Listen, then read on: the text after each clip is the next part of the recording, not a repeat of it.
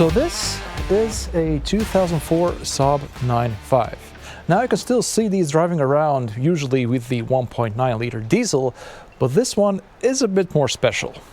It's a 9.5 Aero with the 2.3 liter turbo, putting out 184 kilowatts. It's been sitting here for well over 4 years. Last MOT is a distant memory, and depending how you like a headache, it's been converted to run on LPG.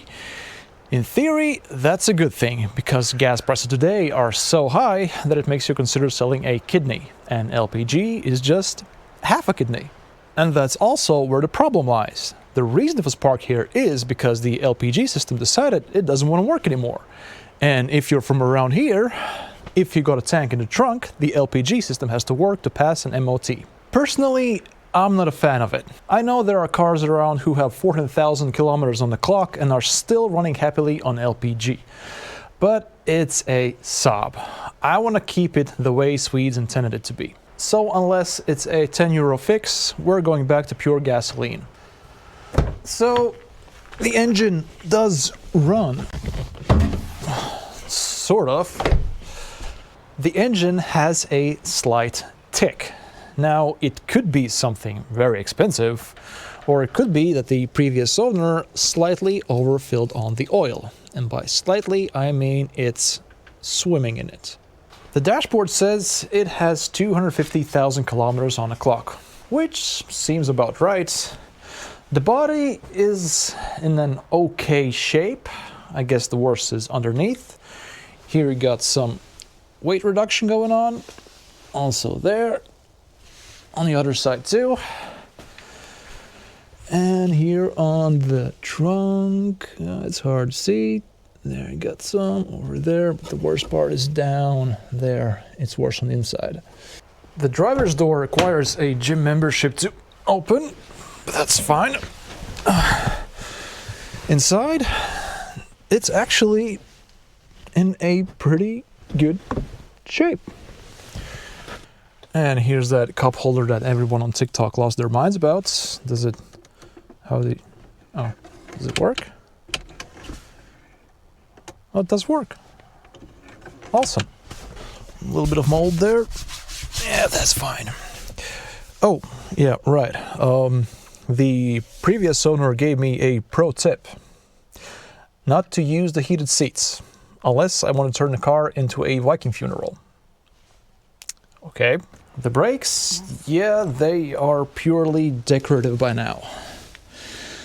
The rears seized years ago, and the fronts have probably joined the union. Fun. So the plan for today is simple. On paper. And since it's going to turn dark in about 3 hours, I will probably finish tomorrow. Anyways, the plan is to replace rotors and pads on all 4 corners and give it a fresh drink of oil. This time at the correct levels.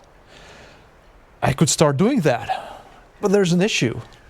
There's always an issue. Now these 9.5s sit already pretty low from the factory, but this one decided it wants to return to the earth and sank more than a couple of centimeters into the ground. The problem is I can't get a jack underneath the car. I'm looking for a towing eye, nothing. I'm looking for a towing loop, nothing. So we will have to get a little unconventional here. Over there I got a small Kubota tractor. The plan is, and yeah, I know this is not exactly a certified procedure, but to get a strap through the wheel and give it a very gentle tug forwards. We don't need much, maybe 20-30 centimeters forward. Can I break something? Oh yeah, but I guess that just adds another chapter to this series. Yeah, so the idea with the tractor, guess how that went. But when everything fails and eventually you get to plan G, H, doesn't matter. And if the car sits too low, well, you just gotta lower the ground. Yeah, another one of my certified procedures.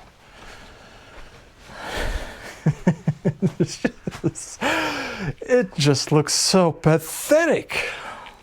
Good thing I don't have to crawl underneath the car. But hey, both wheels are off the ground, so to speak. And we can start to work. Okay, 2 cans of WD-40 later, the wheel is finally off, and it's just...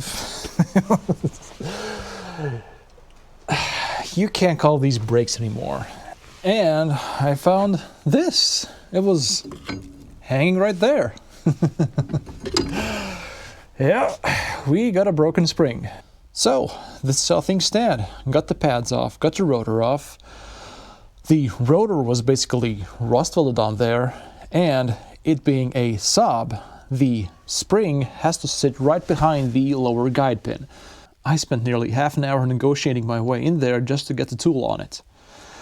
But hey, the rest, I'd say the rest came off pretty easy. All in all, I would say there's a bit more rust that I'm comfortable with.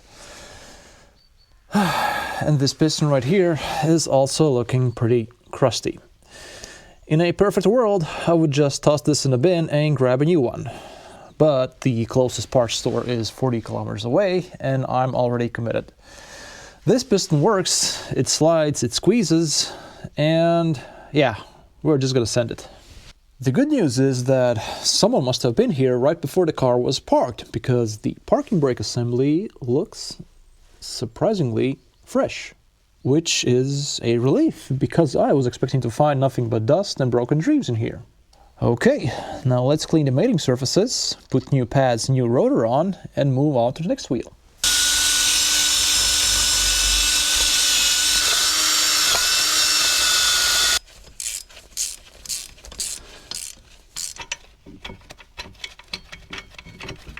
Okay, I have removed the front. Looks a lot better in terms of rust. Well, until you look at this thing. The front pads have quite a bit of material left, but there are cracks all over the place. And the material is also very brittle. Now, I'm no expert, but I don't think that's how they are supposed to be. Anyways, let's continue.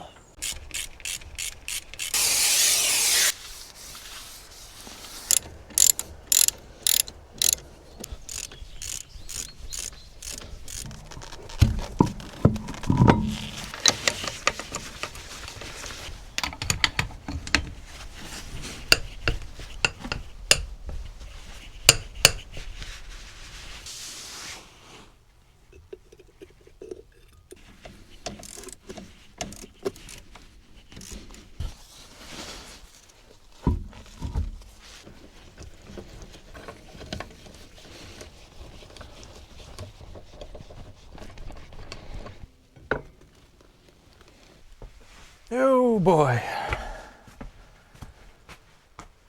That was an absolute nightmare working back there. There's just no space. Because of that, now that both rear wheels are free, one of the fronts also been done. A little worried about this one, but I think it spins. So I'm gonna drive out of here, get to somewhere with more space, basically anywhere besides here, and finish the front right wheel there. And maybe, who knows, maybe get an oil change. We'll see. Well, me being the flipping genius that I am, forgot to hit record. But it took a bit of cranking, but she started up.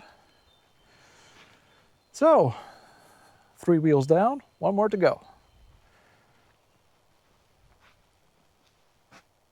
Oh, hey. There she is. Man. Yep, she's been sitting a while. Anyways, let's continue.